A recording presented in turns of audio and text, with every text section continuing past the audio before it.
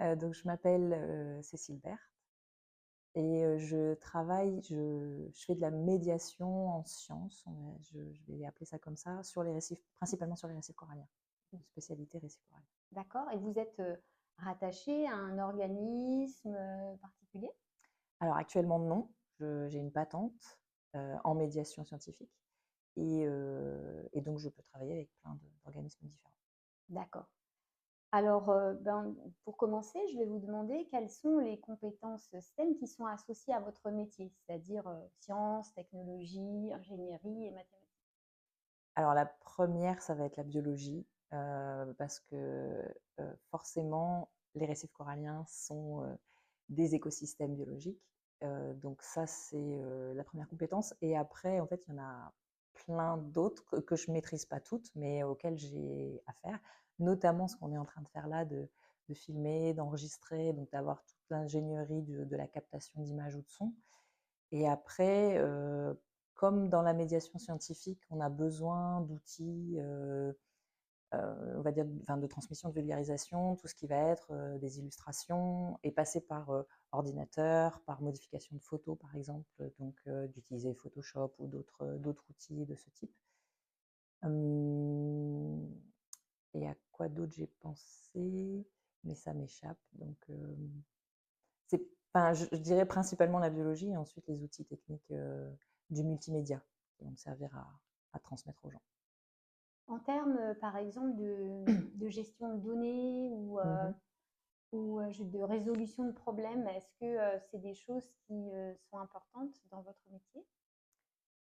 Les STEM, vous voulez dire en général ou Non, mais les... voilà, en fait, est-ce que dans votre métier, par exemple, ce qui peut être associé à voilà, la résolution de problèmes, c'est-à-dire être face à des situations, être capable Mhm. en fait de les traduire en problématiques qui vont vous permettre ensuite Mhm. voilà, de développer peut-être des protocoles ou des choses comme ça fait Ah partie. ouais, mais ça, c'est tout le temps. Bon, je pense que ça fait partie de la vie humaine et quotidienne, en fait, de s'adapter à chaque situation. Et en fait, dans mon métier, comme je le disais tout à l'heure, je travaille avec plein d'organismes différents et je travaille avec plein de gens différents. Et donc, et aussi, je m'adresse à plein de publics différents. Et donc ça demande à chaque fois de réfléchir la manière dont je veux faire passer l'information, parce qu'on pourrait dire, ben, je veux tout le temps parler de récifs coralliens, mais je veux parler de récifs coralliens avec des journalistes, je veux parler de récifs coralliens avec des enfants, je veux parler de récifs coralliens avec des anciens ici, Matayapo, je veux parler de récifs coralliens avec des enseignants qui vont transmettre ça à nouveau à leur tour. Donc à chaque fois, en fait, il faut adapter la situation et la façon dont on en parle systématiquement. Donc, alors là, avec un exemple que vous venez de donner sur, en fait, qu'est-ce que ça apporte les savoirs traditionnels, comment en fait ça s'imbrique avec des sciences dures et puis une certaine modernité aussi des approches. Alors, c'est tellement complémentaire en fait. Et actuellement, je trouve que ça réancre les gens dans leur réalité, dans la réalité, quelle qu'elle soit, parce que enfin, c'est pour ça que je dis leur réalité, parce que les réalités sont quelque part subjectives pour moi. Mais en fait, c'est des connaissances, souvent les connaissances ancestrales, c'est des connaissances empiriques que les gens ont eues parce qu'ils ont pratiqué la mer ou pratiqué la pêche et donc pratiqué la confection d'un filet, d'un outil. Et c'est très intéressant en fait de parler avec ces gens-là parce qu'ils ont une vision du corail qui est plutôt paysagère et donc c'est un lieu pour eux le corail. Et alors que pour moi, c'est d'abord et avant tout l'organisme très complexe qui vit en symbiose, tout ça. Et donc à chaque fois, je me replace dans leur réalité à eux de ben, c'est là, mais c'est autre chose. C'est d'abord la maison des poissons, c'est d'abord un abri pour se cacher, pour pouvoir pêcher, c'est d'abord même un abri pour pouvoir se surélever et pas être dans l'eau avec les murènes ou avec. Enfin, voilà. Et, et c'est ouais, c'est leur réalité. Et alors, c'est vrai que les nouvelles générations, elles n'ont plus forcément cette réalité-là. Il y en a qui vont avoir la réalité qui est la mienne, c'est-à-dire l'animal, parce qu'ils sont allés à l'école, ils ont eu une aire marine éducative, ils ont appris ce côté plus animal, et ils vont avoir peut-être un peu perdu la réalité paysagère du corail. Et ça leur vient enfin, ça peut leur revenir par l'expérience qu'on va aller chercher auprès des anciens et qui vont réexpliquer notamment même des mouvements de courant, des choses comme ça, qui vont avoir un impact. Notamment en ce moment, enfin, j'ai un programme sur le littoral et enfin, l'impact de désemplacement de patates de corail, du récif ou du papa a un impact sur la courantologie, qui a un impact sur le littoral et qui va impacter des maisons, des constructions et donc la vie de gens plus ou moins âgés autour, quoi. Vous avez parlé de complémentarité. Mhm. Alors, dans votre activité, bien sûr, vous communiquez avec plusieurs personnes et vous transmettez des choses ou vous recevez des choses. Mais quels sont les autres métiers qui vont être associés aux vôtres, en fait, que vous rencontrez dans votre activité? Ben, je rencontre beaucoup de gens. Alors, dernièrement, je rencontre beaucoup de gens qui sont dans le social, notamment parce que j'ai j'ai toujours envie d'aller chercher des publics qui vont pas venir à moi. Et dans la médiation scientifique ou culturelle ou l'animation, enfin, ou les expositions, tout ça, on a des gens très souvent qui, quand ils se déplacent dans une galerie ou dans un musée, ils ont déjà un peu cette attraction et cette appétence et cette curiosité pour l'apprentissage, pour les connaissances. Et donc moi, ce que j'essaye, c'est d'aller chercher d'autres publics qui ne vont pas faire ce mouvement-là. Et donc très souvent, c'est des publics qui sont empêchés de par des raisons financières, de par des raisons éducatives, familiales. Et donc, je vais passer par les maisons de quartier ou je vais passer par des services juridiques. Enfin, oui, juridiques. Non, je pense notamment, par exemple, à la protection judiciaire pour la jeunesse. Et donc c'est des métiers que je connais pas du tout, des environnements que je connais pas bien. Et donc, c'est très intéressant de parler avec eux. Et après, il y a tous les métiers qui sont un peu évidents par rapport à la biologie. J'ai beaucoup eu affaire à des chercheurs et, leur univers, chercheurs, et leur univers d'ingénieurs, de techniciens, de laborantins. Donc ça a été vraiment la première partie de ma formation dans ce milieu-là, parce que forcément, il fallait que je sache de quoi je parle et l'avoir vécu aussi. Donc j'ai passé du temps dans les laboratoires avec les scientifiques pour vivre leur métier et pour savoir qu'est-ce qu'il y avait à transmettre aussi de leur métier. Et ce que je me suis rendu compte, c'est que c'était eux qui le transmettaient le mieux. Alors, ils ne sont pas tous bons pédagogues, mais quand même, au moment où on va vraiment dans la passion de leur métier, il y a quelque chose qui se passe, mais un peu comme quand on parle avec un pêcheur et qui va parler du lagon. Dès on touche au passionnel, à l'émotion, il y a quand même quelque chose qui passe que moi, je ne peux pas faire passer parce que je n'ai pas vécu comme eux telle aventure, telle expédition sous-marine, quoi. Donc, je suis peut-être en train de digresser un petit peu, mais ouais, il y a ces métiers-là. Après, je peux avoir affaire à des métiers qui n'ont rien à voir du tout par le public que je vais rencontrer. Notamment, alors, j'ai exposé par exemple à l'hôpital aussi, donc je vais rencontrer des gens dans le milieu médical et qui vont me partager des discussions qu'ils ont eues avec des patients, par exemple. Et donc, je vais voir l'aspect peut-être psychiatrique ou même orthopédique, ou même, et donc, que je ne m'attendais pas du tout à rencontrer dans mon métier. Et puis, en fait, va y avoir une résonance par rapport aux liens qu'ils ont eu avec le patient. Et aussi, il y a tout ça qui commence à émerger un peu, c'est comment on soigne les gens différemment que par la médecine occidentale, et donc d'aller chercher l'émotion, le sensible, tout ce qui passe par les sens. Et moi, c'est ce que j'essaye de faire par l'apprentissage pour les récifs coralliens, et je vois que ça marche. Alors, c'est discret et c'est long, mais en fait, de, de parler du récif par la beauté ou par la fonctionnalité, euh, les gens retrouvent des repères.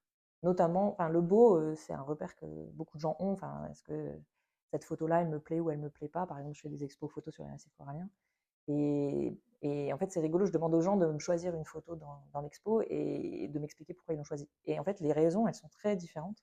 Et ça peut être parce que j'ai peur de ce que la photo présente. Mais comme elle le présente dans un cadre où je suis en sécurité, je prends le temps de la regarder. Donc, c'est souvent les murènes ou les poissons-pierres.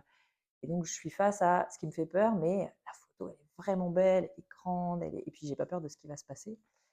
Et, et tout ça, ça me permet de reparler de récifs avec des gens qui, par exemple: «Ah non, mais je vais pas me baigner, j'ai peur», et donc on reparle de ce qu'il y a sous l'eau, mais dans un contexte sécurisé, sécurisant, et de reparler de choses que les gens, bah, mettaient de côté parce que ça leur faisait peur. Et ça, ouais, ça m'intéresse. Donc, enfin, entrer par, composer en fait avec les compétences psychosociales, les émotions, ça permet de pouvoir ensuite aller vers des connaissances qui vont être saines selon vous avec les C'est élèves? ça. C'est ça ce qui se passe en fait, c'est qu'après, en passant par l'émotion, on capte un truc qui les interroge. Et après, on va, ben, et c'est quoi ce qu'on a là, quoi? Comment on explique le phénomène? Et donc, typiquement pour la murène, après, on va commencer à parler de son habitat, de est-ce qu'elle t'a déjà été attaquée? Pourquoi elle donne l'impression d'attaquer? Et notamment, il y a ce geste de la bouche qu'on voit. Et donc, les gens, enfin, quand elle arrive, elle veut nous attaquer, elle veut nous mordre. Et en fait, c'est pas du tout ça qui se passe, c'est de la respiration. Et donc, de rentrer en fait dans des explications biologiques et de ah, ok, c'est ça qui se passe. Et puis, bon, ce que j'aime bien aussi, c'est les transferts intergénérationnels, aussi, les transmissions intergénérationnelles. C'est parce que quand je suis à l'hôpital et qu'il y a une maman qui est avec un petit et ils attendent le papa qui est en train de subir un examen, bon, bah, la maman va décrire des choses à l'enfant. Et donc, il y a des fois, c'est même pas moi qui fais la transmission, c'est entre les gens. Et donc, on est parti de quelque chose d'émotionnel, de psychologique ou d'une peur, et même que la personne, elle réexplique: «Ah oui, tu te souviens, j'ai failli me noyer, donc ça m'a fait peur. Ah OK, c'est ça», et donc là, moi, je suis presque en dehors de la discussion se refait interfamiliale, et puis après, moi, je reviens en disant: «Bah, voilà, est-ce que vous comprenez le phénomène? Si on voit du blanchissement, est-ce que vous savez ce que c'est?» Et donc après, je ramène vers la biologie, vers l'organisme, vers comment il fonctionne. «Ah d'accord, mais ça j'avais déjà vu, j'avais pas compris», et puis après, je leur parle, par exemple, des pontes de coraux, et de dire: «Ben, ce phénomène, vous pouvez y assister», et donc après, ben, on réoriente vers, alors notamment un des autres acteurs dont j'ai pas parlé, c'est les associations environnementales, qui pour moi, en fait, sont les passerelles après de dire: «Ben, voilà, si vous voulez aller observer ce phénomène, ben, il y a cette association-là qui existe et qui peut le faire et qui peut vous accompagner». Et donc après, ben, je boucle un peu la boucle, ils vont vivre cette expérience-là en vrai, et c'est pareil, alors là, à nouveau, de vivre en vrai, dans un contexte sécurisé, il y a autre chose qui se passe, et notamment pour les gens de l'association, et ils vous le diront mieux que moi, mais d'avoir vu le phénomène en vrai, la biologie se passer sous les yeux, parce que c'est le moment de la reproduction, ben ça, ah tiens, le corail se reproduit, c'est pas un caillou, ah ben pourtant je m'appuyais dessus, ah ben il faudrait peut-être plus que je m'appuie dessus, voilà. Alors là, on parle de transmettre des connaissances, de les vivre, Mmh, et en termes tout à fait scolaires et mmh, de est-ce que vous pouvez décrire un petit peu votre parcours à vous? mmh. Alors, moi, je suis pas du tout, scientifique à la base, je pense même pas l'être encore trop, mais j'ai une formation j'ai fait un bac littéraire, donc à l'époque ça s'appelait bac L, et après j'ai fait une formation qui s'appelait un DUST, donc c'était un diplôme d'études, universitaires des sciences et techniques en métier de la documentation et de l'information, et les formations qui étaient, bah, associées directement avec cette formation, c'était les métiers de la bibliothèque, documentaliste, gestion de base de données.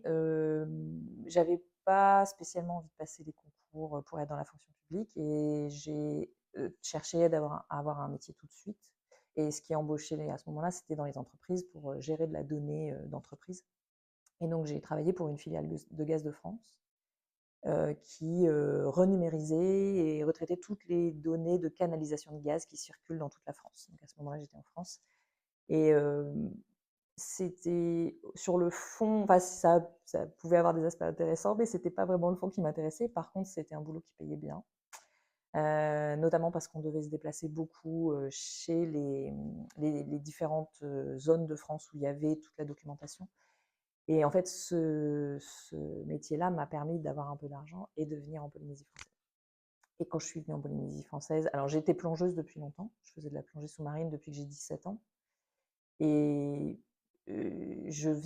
j'observais, enfin je plongeais pour observer, mais je sentais qu'il me manquait de comprendre ce que j'observais, et quand je suis arrivée en Polynésie française, là, c'était flagrant qu'il me manquait plein d'informations, et j'ai rencontré des gens du CRIOB, le centre de recherche qui est basé à Montréal et qui travaille particulièrement sur les récifs coralliens, Et j'ai commencé à passer et beaucoup de temps dans l'eau et beaucoup de temps avec ces gens-là qui m'ont dit reprends des études, refais des études. Et donc j'ai refait un diplôme, donc là qui est un diplôme de l'EPHE, l'École pratique des hautes études, et qui est un diplôme qui amène au master en biologie marine. Et donc là, c'était pas simple parce que quand même j'avais pas mal de lacunes du côté de l'enseignement, mais ben, enfin, voilà, ça a complété, je sentais que j'avais des manques. Et donc il y avait toute une formation, ce diplôme est vraiment pour les gens qui ont besoin de concret et de travailler des choses tout de suite. C'est un diplôme qui permet de faire à la fois des modules d'enseignement où on écoute bien sagement à l'école et à la fois un projet de recherche où on est vraiment les mains dans faire le métier, que ce soit sous l'eau ou sous terre. Et donc c'est ce que j'ai fait. Et en fait, c'est un diplôme, donc c'est pas une formation qui est enfin, qui est rémunérée. Donc je le faisais en parallèle d'un boulot que j'avais à l'époque. Et en même temps, je passais beaucoup de temps au CRIOB avec d'autres chercheurs qui n'étaient pas du tout dans le projet de recherche que je faisais, mais en fait, on s'entraidait. Moi, je devais aller poser du matériel en mer, eux, ils devaient aller faire des mesures et tout ça. Et donc, en fait, j'ai eu accès là à tout un panel de recherche et d'organismes. Et donc, j'ai accumulé tout ça. Et donc, en parallèle de ce que je faisais pour mon projet de recherche et pour mon diplôme, j'ai commencé à faire de la communication pour le CRIOB et à accueillir les classes à la fête de la science, faire des journées portes ouvertes, aider à l'organisation de conférences grand public. Et donc après, interroger, enfin mêler les deux formations que j'avais pour en faire comment on transmet aux gens les formes. Pour en faire quelque part un nouveau métier, en fait, ou quelque chose qui, en tout cas, pas forcément complètement canonique. Ouais, oui, alors de plus en plus, on parle quand même de médiateur scientifique ou de vulgarisateur scientifique. Moi, la différence que je fais entre la médiatrice scientifique et la vulgarisatrice scientifique, c'est que la vulgarisatrice va tout de suite donner du contenu vulgarisé, que moi, j'ai tendance à comprendre qu'il y a un besoin, mais à mettre en relation, par exemple, les scientifiques directement avec les enfants, quand je sais que le scientifique en question est suffisamment pédagogue, arrive suffisamment à traduire son métier pour le transmettre aux enfants. Et donc, je me mets à l'intermédiaire des deux. Et effectivement, ouais, enfin, souvent quand on me demande enfin, mon titre, et là j'ai eu du mal à le faire sur le papier que vous m'avez demandé de signer, parce que je sais qu'il y a d'autres personnes qui s'appellent médiatrices scientifiques et qui se disent à l'intermédiaire direct de la science. Et moi, je pense que je suis encore une étape de plus. Enfin, voilà, mais ça, un métier un peu multicasquette aussi, je pense. Est-ce que c'est un métier qui a une utilité pour mettre en place et aider, en fait, par exemple, la jeunesse, les élèves, mais aussi les jeunes hors contexte scolaire, à développer une pensée critique durable, en fait? Ben, j'espère. Enfin, j'espère. Moi, je pense que je fais ça pour ça, parce que c'est pas mon métier qui va sauver la planète. C'est pas mon métier qui peut apporter enfin, qui n'apporte pas de réponse d'ailleurs, enfin, qui apporte des réponses, mais moi, je suis plutôt à. J'ai vraiment cette impression on a perdu l'accès aux bases des fonctionnements organiques, biologiques, même vis-à-vis de nous-mêmes. Hein, et qu'il y a des fois, je suis juste en train de replacer ça et de remettre des fonctionnements très. Enfin, je vais pas dire basiques, c'est pas basique, c'est des comportements, enfin, des phénomènes biologiques qui sont complexes, mais justement de réexpliquer ces phénomènes-là. Et pour dire, parce que notamment, alors, quand vous me dites un regard critique, dans le monde des récifs coralliens, on parle et de la biologie, de la biodiversité en général, on parle beaucoup d'espèces invasives, espèces envahissantes. Et il y a, enfin, pour moi, ces espèces-là, elles sont devenues envahissantes parce qu'elles sont dans un contexte où elles n'auraient pas dû être. Et parce que si on se met à la place d'une algue ou d'une plante, elle ne se dit pas je vais envahir la planète et je vais tout détruire. Parce qu'elle a aussi besoin d'autres organismes pour vivre, elle a aussi besoin d'eau pour vivre, donc elle n'est pas là pour détruire en fait. Elle est là et elle se retrouve dans un contexte hyper favorable pour elle et donc elle va prendre la place. Et c'est de notre point de vue à nous qu'elle est envahissante et qu'elle est destructrice. Et, je ne renie pas le côté destruction dans notre point de vue à nous, mais je veux juste replacer l'organisme dans une vision plus globale pour que les gens comprennent, ah oui, en fait, c'est un peu l'humain qui a merdé à cet endroit-là, il y a ça qui ne va pas, il y a ça qui ne va pas, et donc c'est retravailler sur nos actions à nous et rester respectueux par rapport à la plante ou à l'organisme ou aux autres humains qui sont avec nous. Et ça ramène souvent à des comportements humains aussi, de comprendre pourquoi le voisin agit comme ça, et c'est pas tout le temps pour nous embêter, et c'est aussi parce qu'il y a ses contraintes, il y a son environnement à lui. Et donc essayer de ramener une prise de recul, en fait, une espèce de recul par rapport aux actions qu'on vit, et pas foncer tête baissée en se disant ça c'est pas bien, il faut qu'on change tout. C'est pas bien, pourquoi je pense que c'est pas bien, et pourquoi l'autre personne, enfin, ou l'autre contexte ne trouve pas que c'est pas bien, et qu'est-ce qui, et donc voilà, esprit critique, enfin, pour moi c'est la base du truc, et qui est compliqué à ramener, je trouve, aujourd'hui, à faire prendre, ouais, prendre conscience aux gens. Ben, merci pour tout. Ben, avec plaisir, avec plaisir.